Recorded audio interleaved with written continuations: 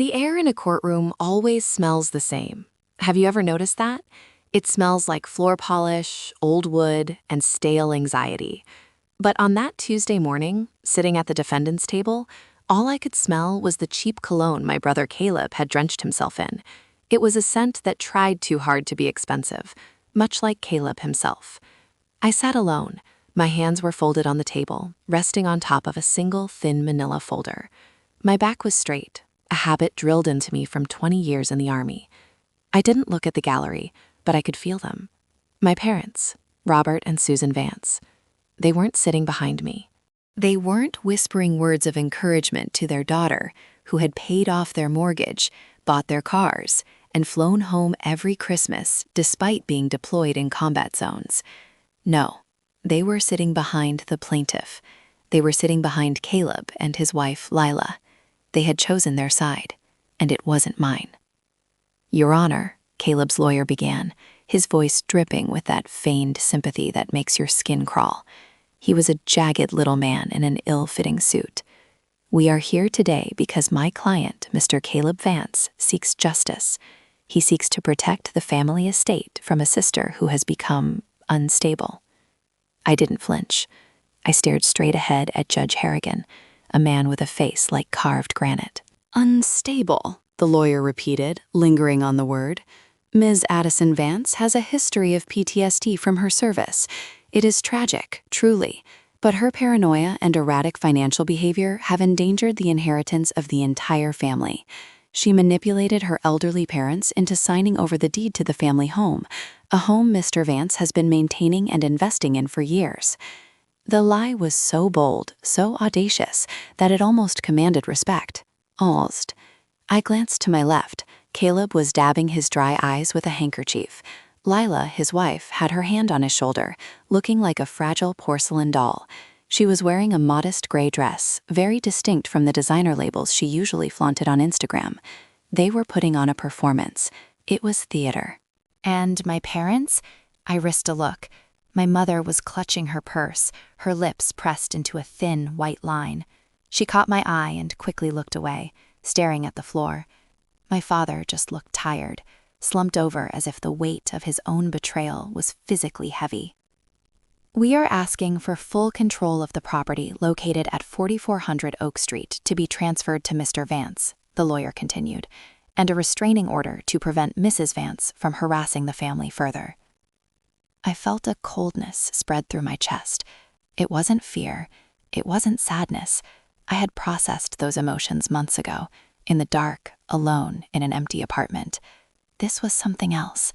This was clarity. They didn't just want the house. They wanted to erase me. They wanted to take everything I had built, everything I had saved, and then paint me as the villain so they could sleep at night. They needed me to be the crazy veteran so Caleb could be the dutiful son. I looked down at the folder under my hands. Inside was a single sheet of paper. It wasn't a deed. It wasn't a bank statement. It was something that would turn this civil dispute into a federal nightmare. I checked my watch. 10:14 a.m. The agents were likely in position. Ms. Vance? Judge Harrigan's voice boomed, cutting through my thoughts. Do you have a response to these opening statements?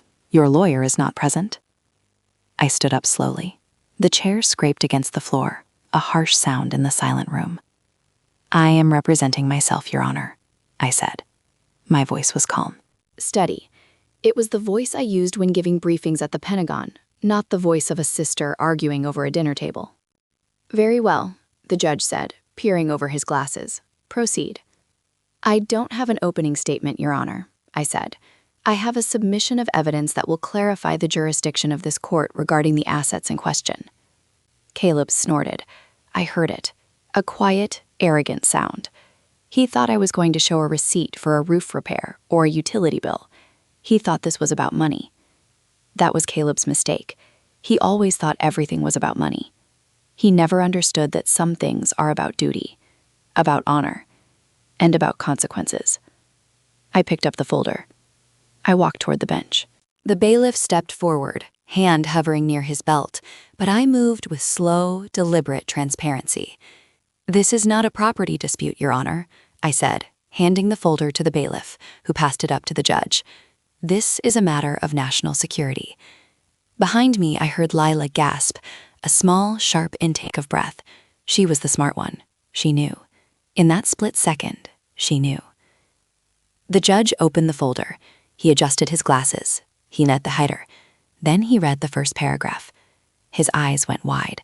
The color drained from his face so fast it was like someone had pulled a plug. He looked up at me, then over at Caleb, then back at the paper. His hands were trembling slightly. He looked at the bailiff. "Lock the doors," he whispered. The microphone picked it up. Immediately, no one moves. My mother let out a confused, high-pitched wail. "What's happening, Caleb?" I didn't turn around. I just watched the judge reach for his phone, the private line. The trap had snapped shut. But before I tell you what was on that paper and why my brother's face just went from smug to terrified, I need to tell you how we got here. Because 6 months ago, I would have taken a bullet for these people. To understand the betrayal, you have to understand the dynamic. In every family, there are roles. Caleb was the golden child. I was the provider. I was the one who left home at 18, joined the army, worked my way up through Cyber Command, and spent nights studying code while mortars shook the ground in Kandahar. Caleb was the one who stayed home. He was the ideas guy. He had a new business plan every 6 months, flipping houses, drop shipping vitamins, an app that tracked dog walking routes. None of them worked.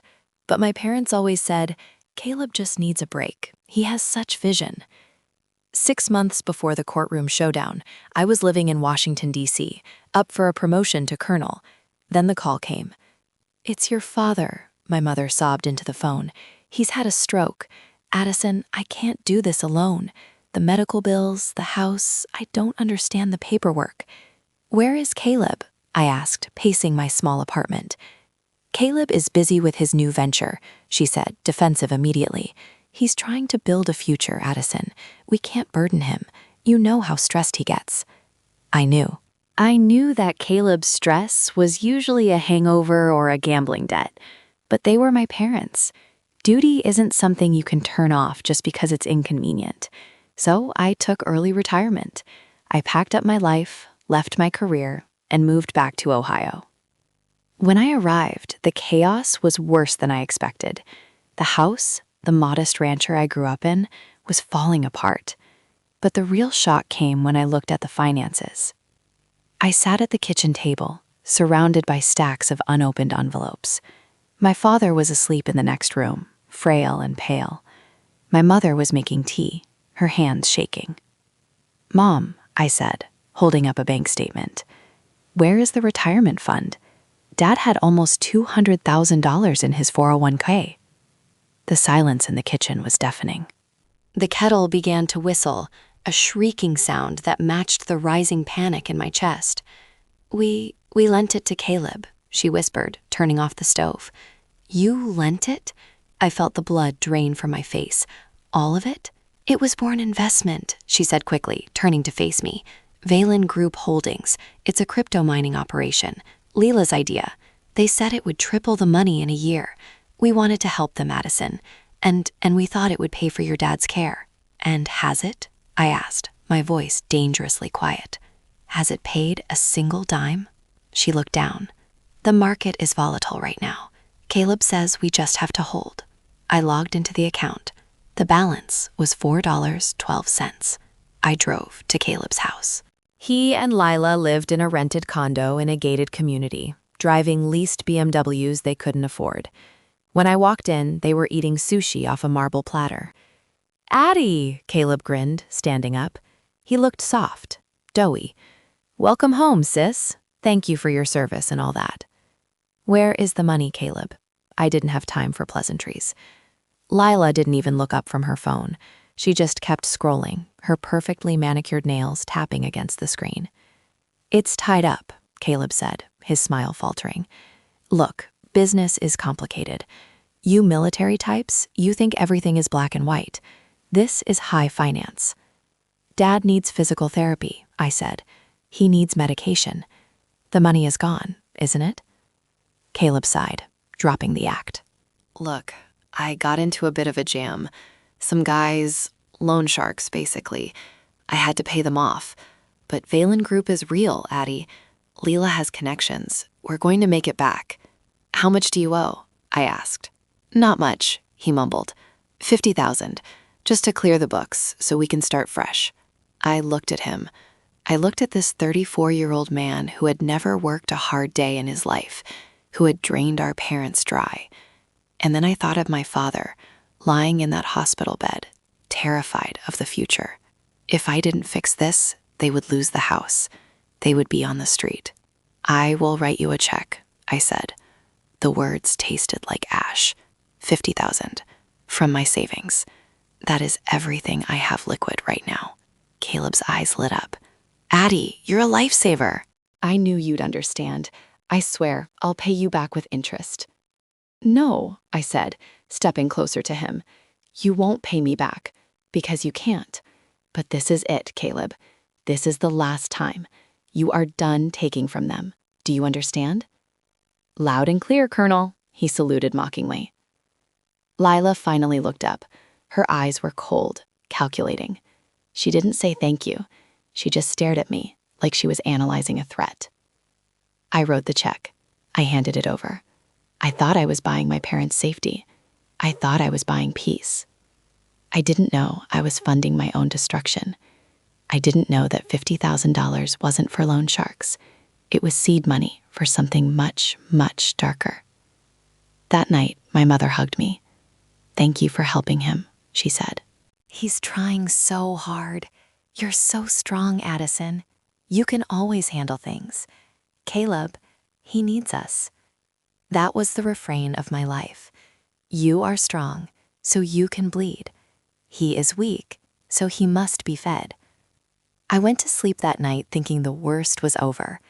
I was a fool. 3 months later, the routine had set in. I was the caregiver, the nurse, the maid, and the ATM. I had used the rest of my savings to buy a new house, a larger, single-level home that was wheelchair accessible for Dad. It was a beautiful place on Oak Street. Because I was single and traveling for consulting work, or so I planned, I put my parents' names on the deed alongside mine. It was a survivorship deed. The logic was simple. If something happened to me, the house would automatically go to them, so they'd always have a roof over their heads. It was an act of love, an act of trust. One Tuesday, I came home from the grocery store. There was a letter taped to the front door. It was bright orange. Notice of foreclosure hearing. I dropped the grocery bags. Eggs cracked on the pavement. I ripped the notice off the door. It cited a defaulted second mortgage on the property, a loan of $250,000 taken out against the equity of the house. My heart hammered against my ribs. I hadn't taken out a loan. I owned this house outright. I walked inside, the paper shaking in my hand. Mom? Dad? They were in the living room, watching a game show. Caleb was there too. He was sitting in Dad's recliner, eating a sandwich. Lila was on the sofa, flipping through a magazine. What is this? I held up the orange paper. Caleb stopped chewing. He looked at Lila. Oh, that, Caleb said, wiping crumbs from his mouth. Yeah, the bank sent a few letters. I told them to stop mailing them here. You told them? My voice was barely a whisper. Caleb, this says there is a $250,000 lien on this house. I didn't sign for this. We did, my father said. His voice was shaky, but stubborn. I turned to him. What? Caleb needed capital, my father said, refusing to meet my eyes. The crypto business is booming, Addison, but they needed to upgrade their servers. He asked to use the equity. Since our names are on the deed, we signed. You mortgaged my house? I screamed. It was the first time I had raised my voice since coming home. I paid for this house. Every brick. My name is on the deed. So are ours, my mother snapped. She stood up, her face flushed. And we have a right to help our son. You were hoarding this asset, Addison. It's a big house. It has value just sitting there. I bought this house for you, I yelled, so you wouldn't be homeless.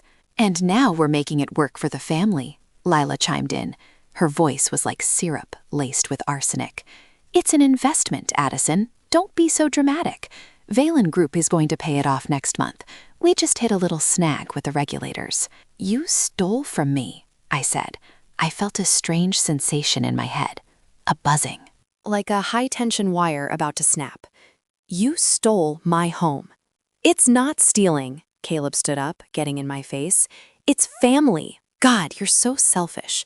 You have your military pension. You have your consulting gigs. What do I have? I'm trying to build a legacy here. I looked at my parents. I waited for them to correct him. I waited for them to say, no, Caleb, she worked for this. We were wrong. My mother crossed her arms. Addison, really, you don't have children. You don't have a husband. Why do you need all this equity? When we're gone, the house should go to Caleb anyway. He has a family to support. We're just speeding up the process. Snap. That was the sound. It wasn't loud. It didn't echo. It was a quiet, internal fracture. The daughter who wanted to be loved died in that moment. The sister who wanted to protect her little brother turned to dust. The woman who stood there was no longer Addison Vance, the family scapegoat. She was Lieutenant Colonel Vance, specialist in asymmetric warfare and intelligence gathering. My tears dried up instantly. My heart rate slowed down. A cold, metallic clarity washed over me. I see, I said. My voice was completely flat. Caleb smirked. He thought he had won. He thought I was beaten. Glad you finally get it. Now can you make some lunch? I'm still hungry. No, I said. I walked past him. I walked past my parents. I went into my bedroom and locked the door. I didn't pack. I didn't scream into a pillow. I sat at my desk and opened my laptop. I pulled up a fresh document. I named it Operation Receipt. If they wanted to treat me like an enemy combatant, I would grant them that wish. They wanted my assets? Fine. I would verify every single penny. I started digging. I pulled public records. I checked the Valen Group registration. And that's when I saw the first anomaly. The company wasn't registered in Ohio. It wasn't registered in Delaware. It was registered in a shell company jurisdiction in Eastern Europe that I recognized from a briefing on cyberterrorism financing 2 years ago. This wasn't just a bad investment. This wasn't just greed. My brother wasn't mining crypto. He was washing money.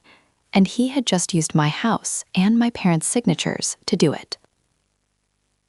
The atmosphere in the house changed after this snap. I stopped arguing.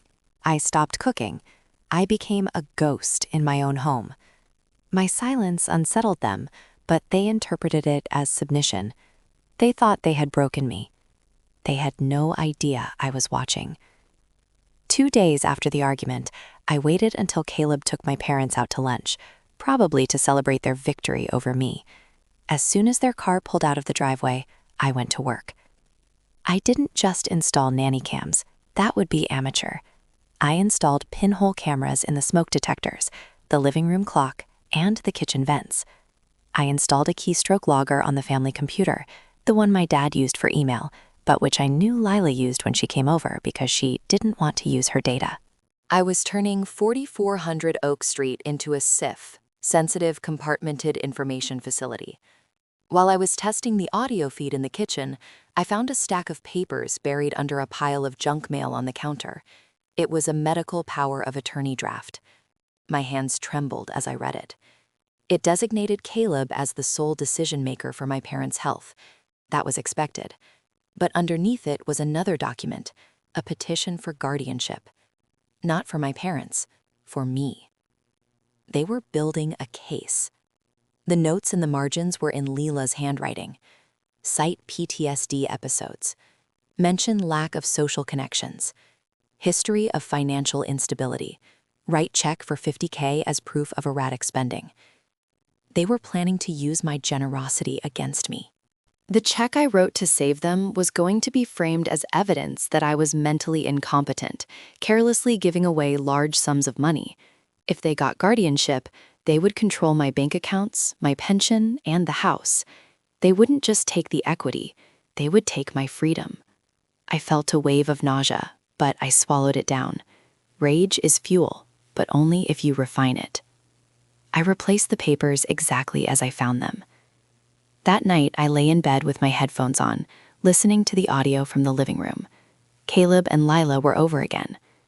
"She's weirdly quiet," Caleb said. The sound of a beer can opening cracked through the audio feed. "Do you think she's planning something?" "She's pathetic," Lila's voice replied. "She's paralyzed. She spent her whole life following orders. Without someone telling her what to do, she shuts down. Once the guardianship goes through, we can put her in that assisted living facility in Dayton, the cheap one. That will free up her pension for the monthly payments on the servers." "Mom and Dad are okay with that?"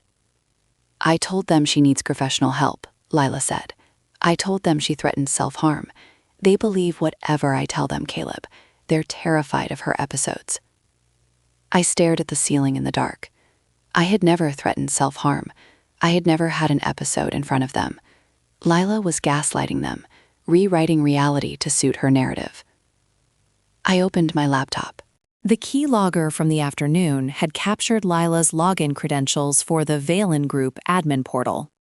I logged in using a VPN and a Tor browser. The interface was slick, designed to look like a legitimate dashboard for cryptocurrency mining. Graphs, charts, fluctuating values. But I knew code. I right-clicked and viewed the source. It was a facade, a skin. Underneath the pretty graphics, the data traffic wasn't going to a blockchain. It was being routed to a server farm. I traced the IP. It bounced from Ohio to the Cayman Islands, then to Cyprus, and finally landed in a server based in St. Petersburg. I sat up, my blood running cold. They weren't just washing money for drug dealers or local crooks. The data packets being sent were massive, too big for financial transactions. They were uploading files. I cross-referenced the file names: SSN batch 44.xls, VA Health Records 99.zip. My brother and his wife weren't just thieves. They were harvesting the personal identities of American citizens, specifically veterans, judging by the file headers, and selling them to a foreign entity. And they were doing it using my father's internet connection, using my house as the base of operations, using my name on the deed to legitimize their residence.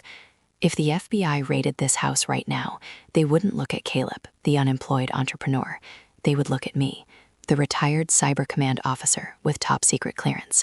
They would think I was the mastermind selling secrets. It was a setup. Whether Caleb knew the extent of it or was just a useful idiot for Lila, the result was the same. I was being framed for treason. I closed the laptop slowly. This wasn't a family dispute anymore.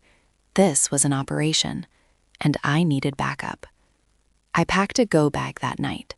Hard drives, cash, passport. I couldn't stay here. If I stayed, I would be arrested, or worse, hospitalized by thy loving family. I had to vanish. I left the house at 3 a.m. hours. I didn't leave a note. I simply walked out the back door, got into my car, and drove to a Motel 6 3 towns over. I paid cash. The next morning, I drove to a diner in Columbus. I sat in the back booth, facing the door. At 9 a.m., a man in a gray hoodie walked in. He looked like a tired grad student, but I knew he could kill a man with a ballpoint pen. "Marcus," I said as he slid into the booth. "Colonel," he nodded. Marcus Thorne was NSA. We had worked together on a joint task force in 2018. He was one of the few people who knew my skill set wasn't just administrative. "You look like hell, Eddie. Why the burner phone call?" I slid a USB drive across the table. "I need you to look at this, off the books." He plugged it into his tablet.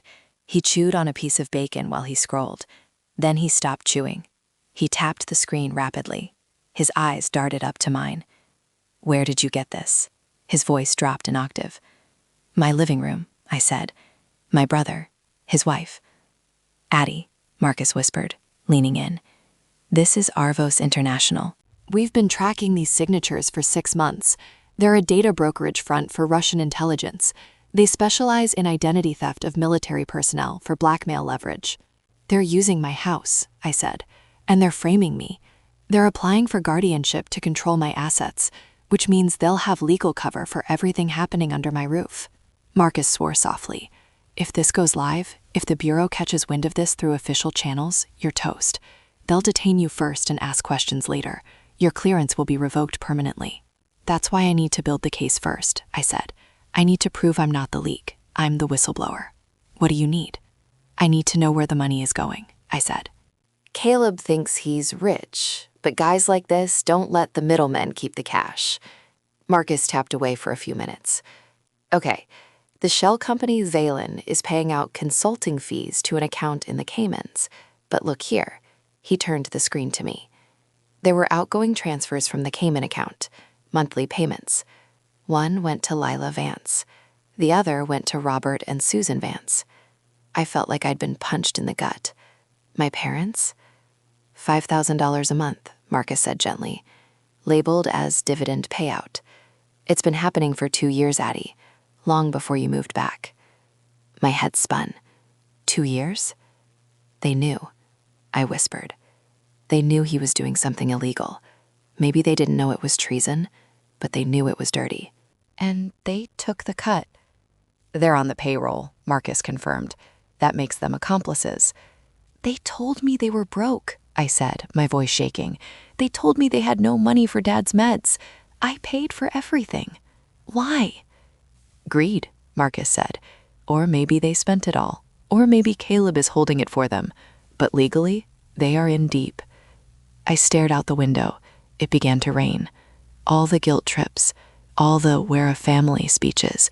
It was all a lie. They weren't struggling. They were profiting. And when the heat got too high, they brought me home to be the fall guy.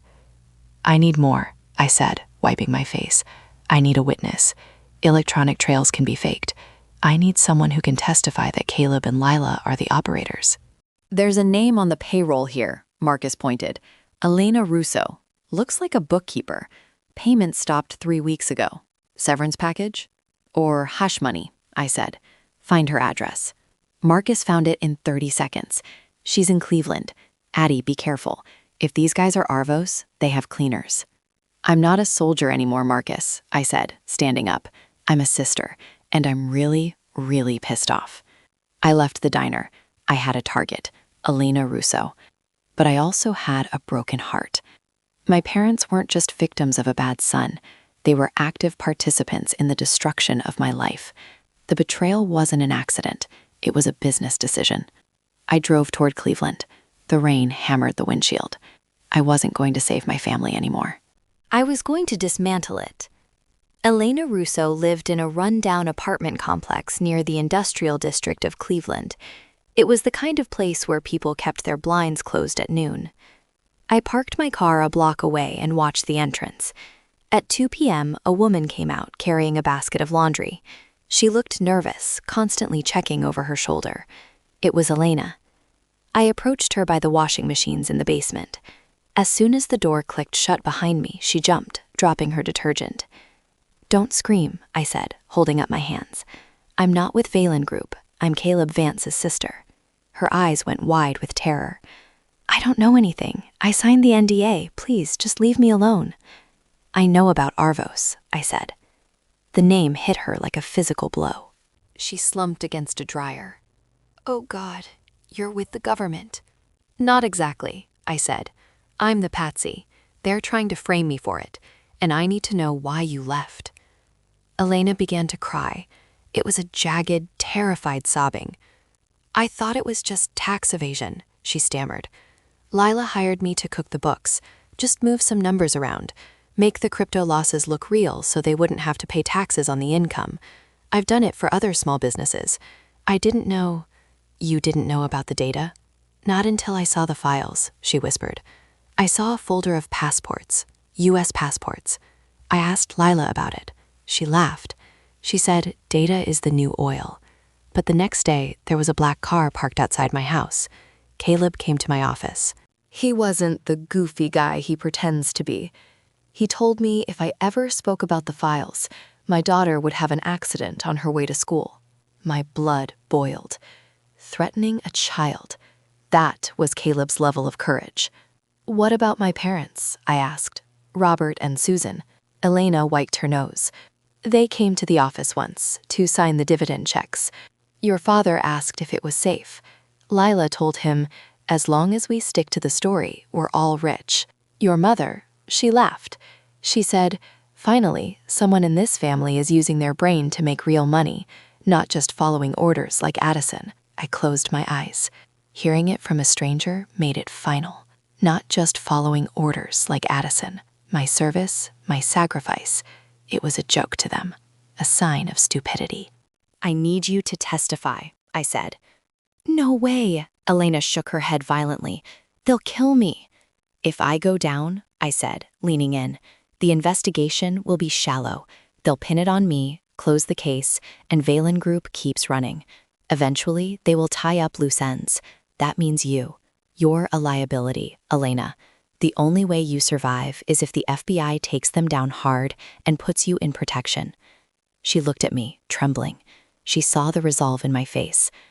"I have copies," she whispered. "I kept a backup of the real ledger, the one that shows the payments from the Russian accounts. I hid it." "Get it," I said. "We're going to end this." I drove Elena to a motel near the airport and paid for a room for a week. I called Marcus and told him to put a digital watch on her location. I had the evidence, I had the witness, but it wasn't enough. In a court of law, a defense attorney could still argue that I was the mastermind and Elena was my accomplice. I needed a confession. I needed them to admit, in their own words, that they were setting me up. I needed to walk back into the lion's den. I pulled out my phone. I had 12 missed calls for my mother. I dialed her number. "Addison," she shrieked as soon as she picked up. "Where are you? We've been worried sick. Caleb is beside himself." "I'm sorry, Mom," I said, putting as much tremor in my voice as I could muster. I had an episode. I was scared. I'm at a hotel. I want to come home." Oh, thank goodness. Her voice instantly shifted from worry to control. "Yes, come home immediately. We're having a family dinner tonight. Caleb and Lila here. We need to sign some papers to make sure you're protected, honey. For your own good." "Okay," I said. "I'll be there in an hour. Please, don't be mad." "We're not mad," she cooed. "We just want what's best for the family." I hung up. I checked the hidden camera feed on my phone. In the living room, my mother hung up the phone and turned to Caleb. "She's coming back. She sounds broken. Get the notary ready." Caleb high-fived Lila. "Too easy. Tonight we own the house. Tomorrow we kick her out." I started the car. "Enjoy the high five, Caleb," I thought. "It's going to be your last." I pulled into the driveway at 6 p.m. The house looked warm and inviting, lights glowing in the windows. It was a Norman Rockwell painting concealing a nest of vipers. I checked my wire. I was wearing a high-fidelity recording device taped to my chest, under my sweater. It was linked to a cloud server Marcus monitored. I walked in. "Addie!" My mother rushed over and hugged me. It felt stiff, performative. "Look at you. You look exhausted. Come, sit down." Lila made roast chicken. We sat at the dining table, the very table where I used to do my homework. "So," Caleb said, pouring wine, "rough couple of days, huh?" I don't know what's happening to me," I lied, keeping my eyes down. "I feel so confused lately. Maybe you guys are right. Maybe I can't handle the finances." Lila reached out and touched my hand. Her skin was cold. "It's okay to admit you need help, Addison. That's what family's for. We've drawn up the paperwork. It just transfers the decision-making to Caleb. You can stay here, of course, until we find a more suitable facility." "A facility?" I looked up, feigning fear. "A retreat," Dad corrected quickly. "A place to rest. But first, we need to secure the assets. The bank is breathing down our necks about the house." "I thought Valen Group was doing well," I said. "Mom said you were making real money." Caleb laughed, taking a big gulp of wine. "Money isn't the problem, Addie. It's liquidity. We have millions moving through the pipes, but it's complex. We need the house as collateral to satisfy the partners." "Partners?" I asked. "Who are they?" "You don't need to worry your pretty little head about that," Caleb sneered. The wine was making him loose. "Let's just say they are very powerful friends abroad. They value privacy, unlike you, asking questions all the time." "Caleb," Leela warned, shooting him a look. "What?" Caleb shrugged. "She's signing. It's over. Look at her. She's defeated." He turned to me, a cruel grin on his face. You know, Addie, you always acted so superior. My career, my clearance. And look at you now, signing over your life to your little brother. You're right, I said softly. I was arrogant. I trust you, Caleb. You are the smart one. Flattery. It was his kryptonite.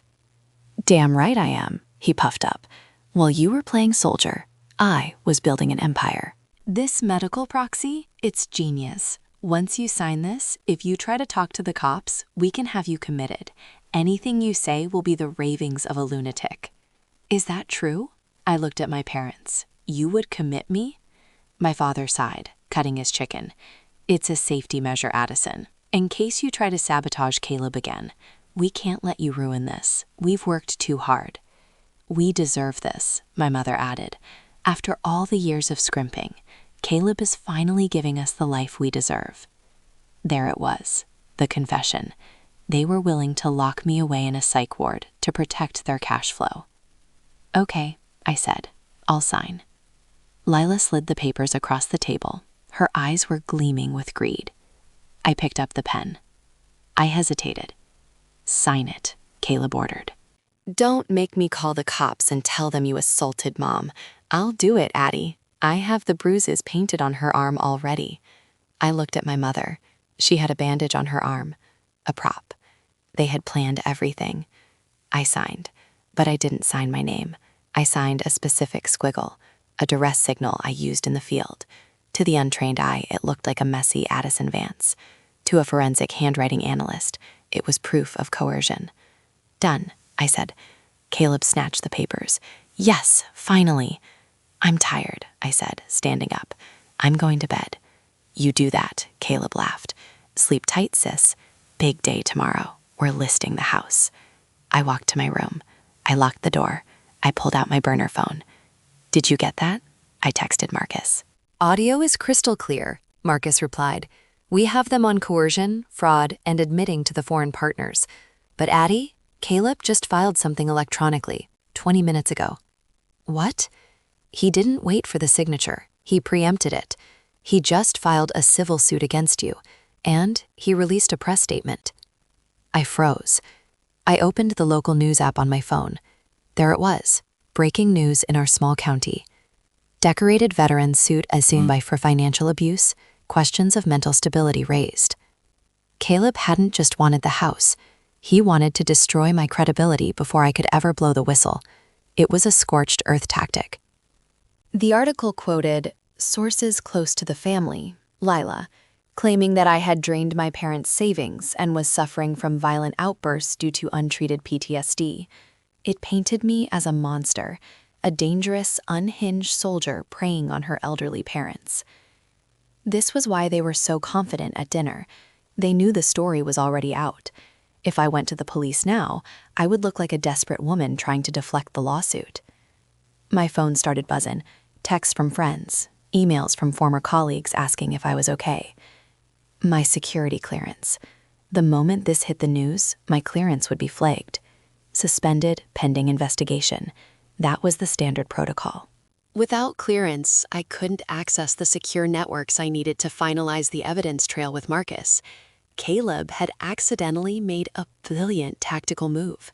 By trying to humiliate me, he had cut off my access to my own defense tools.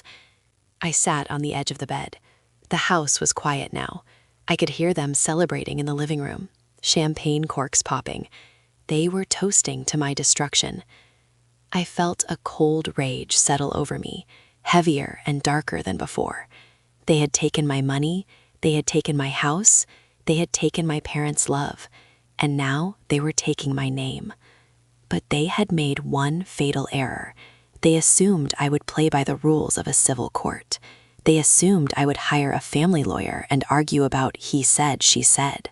They didn't know I wasn't fighting a civil war. I was fighting a counterinsurgency. I looked at the survivorship deed copy I had in my bag. I looked at the USB drive with the Arvos data. I looked at the transcript of tonight's dinner. I didn't need a defense attorney. I needed a prosecutor. I texted Marcus one last time. Package is ready.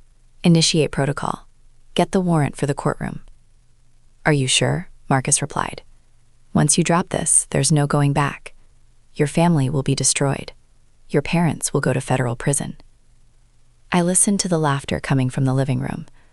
I heard my mother say, Addison always took herself too seriously. She's finally learning her place. I typed back, I don't have a family. I have targets. Copy that, Marcus said. See you in court. I packed my bag again. I wouldn't sleep here tonight. I climbed out the window, just like I used to when I was a teenager, sneaking out to meet friends. But this time, I wasn't sneaking out for fun. I was sneaking out to sharpen the guillotine. The next morning would be the court hearing. Caleb thought he was walking in to claim a prize. He had no idea he was walking into a kill box. The silence that followed the judge's order to lock the doors was heavy enough to crush a man. It wasn't the silence of peace. It was the vacuum before an explosion. Lock the doors? Caleb sputtered, his confidence evaporating instantly. He looked around the courtroom confused. Your Honor, I object. This is a simple property hearing. My client has rights. Sit down, counselor, Judge Harrigan barked. His voice wasn't just authoritative, it was frightened. He looked at the document in his hand as if it were radioactive. He wasn't looking at a deed anymore. He was looking at a federal indictment sealed under the Espionage Act. I stood there, perfectly still. My heart was beating a slow, steady rhythm against my ribs. Thump, thump, thump. This was the moment I had trained for, not in law school, but in the field. The moment you spring the ambush. Caleb turned to look at me. For the first time in his life, the smirk was gone. His face was a mask of pale, sweating dough. Addie, he whispered, what had you given him? I didn't answer. I didn't even look at him. I kept my eyes fixed on the Great Seal of the United States hanging behind the judge's head. Lila knew. I could see it in her peripheral vision. She was slowly reaching into her purse, her fingers trembling. She was going for her phone. She was trying to wipe the cloud drives. Bailiff, the judge shouted, pointing a shaking finger at Lila. Confiscate all electronic devices from the plaintiff's table immediately. If she touches that phone, detain her. The bailiff moved fast. He snatched the purse from Lila's hands. She let out a sharp cry, like a wounded animal. You can't do that. That's personal property. What is going on? My mother stood up in the gallery, her voice rising to a shrill panic. Why are you treating them like criminals? My son is a businessman. He's the victim here. Judge Harrigan looked up from the paper. He took off his glasses and rubbed the bridge of his nose. He looked at my parents with a mixture of pity and disgust. This court is now in recess, the judge said, his voice low and dangerous. But no one is leaving. We are waiting for federal authorities to arrive. Federal? Caleb's lawyer dropped his briefcase. It hit the floor with a dull thud. He backed away from Caleb, physically distancing himself from his own client. He saw the writing on the wall. I am withdrawing as counsel, Your Honor. I was not informed of any criminal element. You're not going anywhere either, the judge said. For 10 minutes, we sat in that locked room. The air conditioning hummed, but the room felt suffocatingly hot. Caleb was hyperventilating. He kept tugging at his tie, loosening it until it hung crookedly around his neck. He looked at me again and again, silently begging for an explanation, for a bailout, for his big sister to fix it like I always did. But I wasn't his sister today. I was the witness. Finally, the doors at the back of the courtroom burst open. It wasn't the local sheriff. It was a tactical team. 6 agents in windbreakers emblazoned with FBI and DHS, Department of Homeland Security. And leading them was Marcus. He walked down the center aisle, his boots echoing on the floor. He didn't look at me. He walked straight to the plaintiff's table. Caleb Vance? Marcus asked. He didn't wait for an answer. Lila Vance? Yes? Caleb squeaked. Stand up and place your hands behind your back. On what grounds? Caleb shouted, trying to muster some last shred of bravado. This is harassment. My sister put you up to this. She's crazy. Marcus pulled a piece of paper from his jacket pocket. Caleb Vance, you are under arrest for conspiracy to commit espionage, wire fraud, aggravated identity theft, and violation of the Computer Fraud and Abuse Act. Lila Vance, you are under arrest for the same, plus money laundering and acting as an unregistered agent of a foreign power. The room erupted. Espionage? My father shouted, standing up. That's ridiculous. They mine cryptocurrency. They're tech entrepreneurs. Marcus turned to my parents. He looked at them with cold, hard eyes. Robert and Susan Vance? My parents froze. You are being detained as material witnesses and potential co-conspirators, Marcus said calmly. We have records of monthly payments from Arvos International into your personal accounts. We have your signatures on the fraudulent loan documents used to fund this operation. We didn't know, my mother screamed, clutching her chest. We just signed what they told us. We trusted them. Ignorance is not a defense for treason, ma'am, Marcus said. Cuff them. 2 agents moved toward the gallery. My mother began to sob, a loud, wailing sound that bounced off the wood paneling. My father looked at me. His eyes were wide, pleading. He looked old, so incredibly old. Addison, he rasped, help us. Tell them we're good people. I turned my head slowly. I looked him dead in the eye. Good people don't sell their daughter's sanity for a dividend check, I said. My voice was clear. It cut through the sobbing and the shouting. You wanted Caleb to be the hero. You wanted him to be the success story. Well, he is. He's going to be the most famous trader in the state of Ohio. Caleb was being dragged away, kicking and screaming. It was Lila. She made me do it. I didn't know the files were military. I just wanted the money. Lila didn't scream. She didn't cry. As the agents cuffed her, she locked eyes with me. She smiled. A small, chilling smile. She knew the game was over, but she respected the move. She realized too late that she had picked a fight with the wrong soldier. I watched them all go. My brother, his wife, my parents. The courtroom emptied until it was just me, the judge, and the stunned lawyer. Judge Harrigan looked at me. Ms. Vance, he said softly, I apologize for the court's initial assumption. We all make mistakes, Your Honor, I said, picking up my empty folder. Some just cost more than others. I walked out of the courtroom. The sun was shining outside. It was blindingly bright. I took a deep breath. It was the first breath of fresh air I had taken in 6 months. The arrest was just the beginning. The next 48 hours were a blur of debriefings, evidence logs, and secure conference calls. Because of my background, I wasn't treated like a normal witness. I was brought into the FBI field office in Cleveland as a consultant on my own case. They needed me to decrypt the drive I had stolen from the house. I sat in a sterile interrogation observation room, watching through the one-way glass. In the room, Caleb was sitting at a metal table. He had been crying for hours. He looked small. I can give you names, Caleb blubbered to the agents. I can give you the Russian contacts. Just don't send me to ADX Florence, please. I'm claustrophobic. I took a sip of lukewarm coffee. Claustrophobic. The irony was rich. He had tried to put me in a mental institution, a 10 by 10 room, for the rest of my life. The agents laid out the evidence on the table in front of him. It wasn't just the server logs.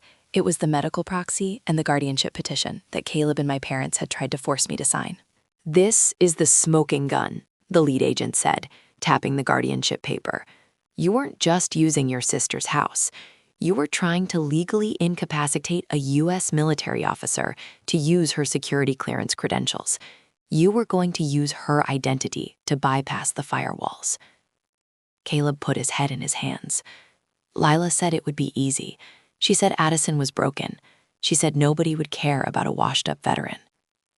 I felt Marcus standing beside me. You okay? He asked quietly. He's not crying because he's sorry, I said, my voice devoid of emotion. He's crying because he got caught. He would have sold me down the river without a second thought.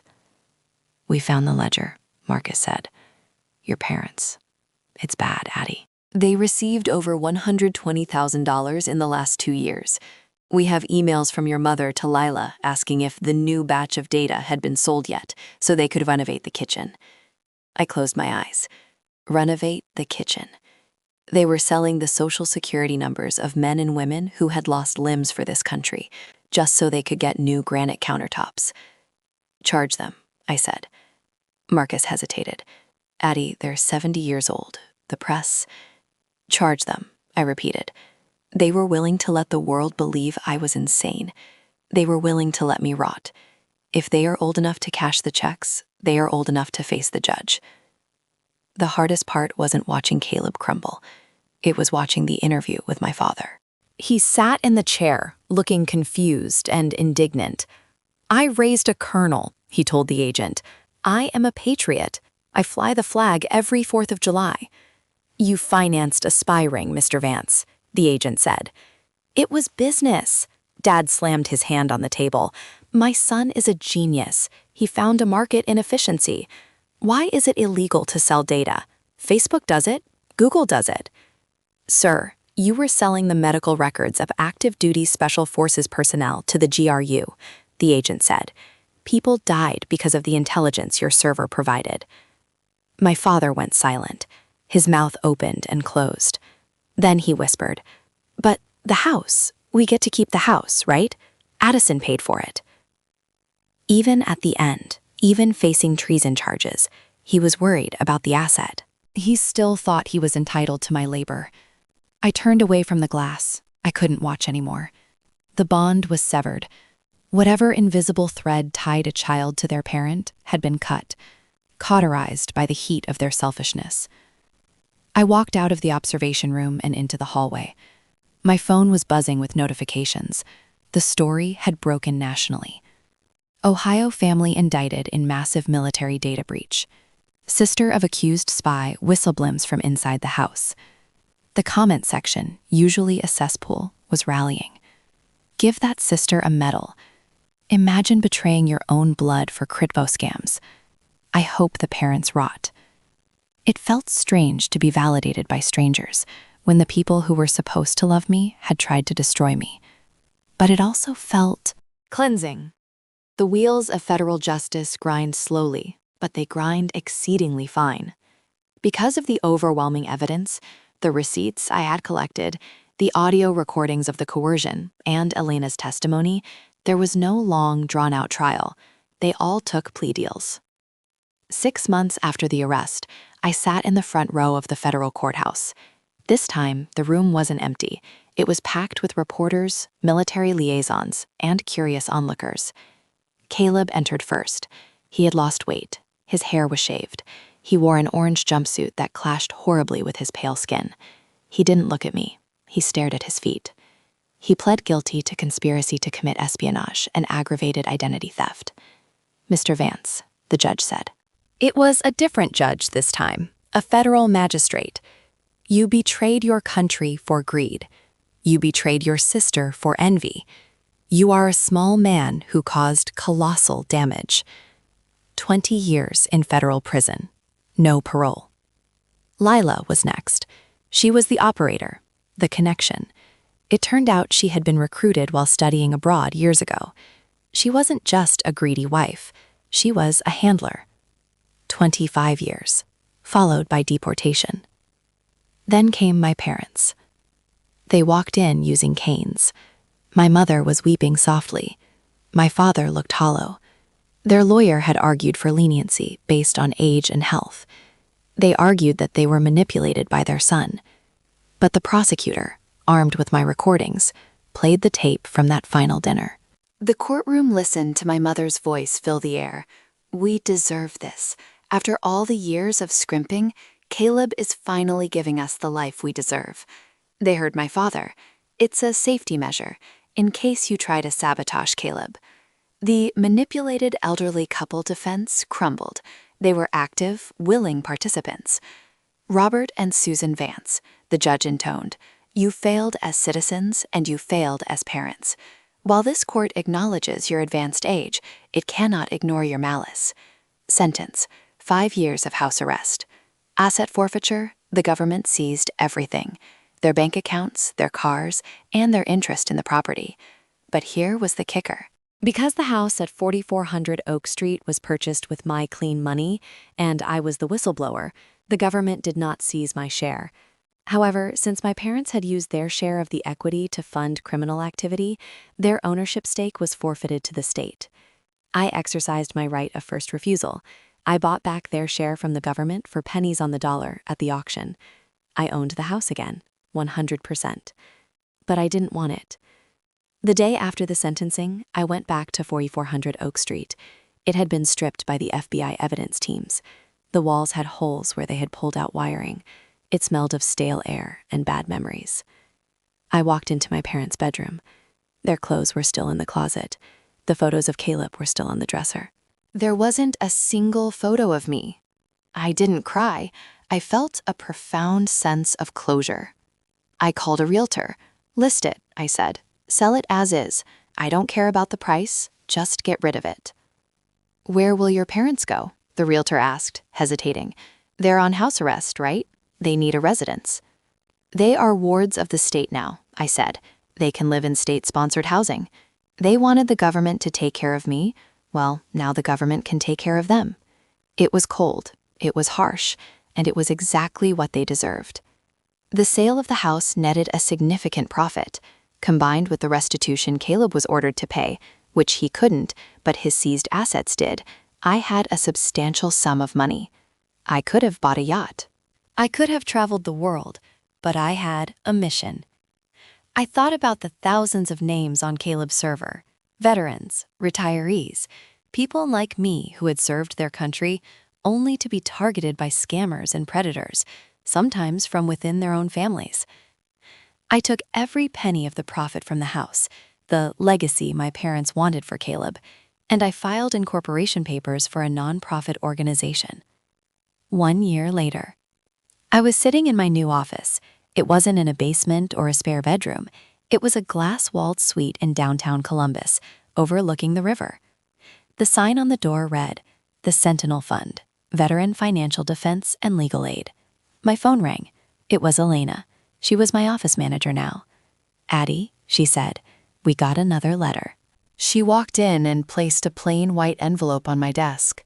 The return address was a P.O. box at the Federal Correctional Institution in Elkton. The handwriting was shaky. It was my father.